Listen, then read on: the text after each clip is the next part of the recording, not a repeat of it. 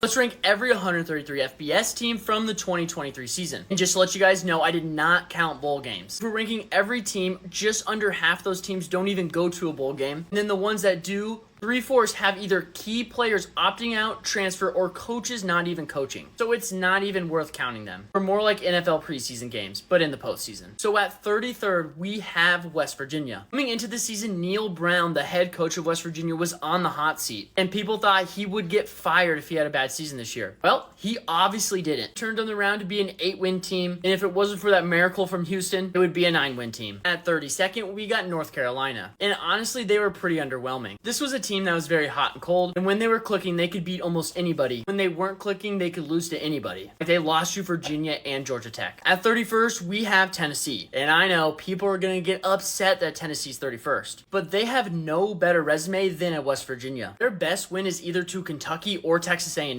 and both of those games were one-score games. But then on top of that, they lost to a Florida team who is absolutely terrible this year, and they lost to them by double digits. So if people have Tennessee in their top 25, I don't even think it's SEC bias, it's just Tennessee glazing at this point. At 30th, we have Toledo, and Toledo was so close to a perfect season. They lost to Illinois right away by only 2 points, and then they lost in the conference championship game to Miami of Ohio. And at 29th, we have Miami of Ohio. I really don't think they were a better team than Toledo, but I had to respect that head-to-head at the end of the season. At 28th, we have Kansas, and they had a very underrated season. If Jalen Daniels would have played, I think they would have got a couple more wins. But shout out to Jason Bean, he did a great job filling in as a second string. At 27th, we have Utah, another team that got hurt because their starting quarterback couldn't play. If Cam Rising was back, this team would be top 15. At 26, we have Tulane. It sucks Michael Pratt couldn't play against Ole Miss, else I think Tulane would have won that game. And then sadly, yes, they did lose to SMU in the conference championship game.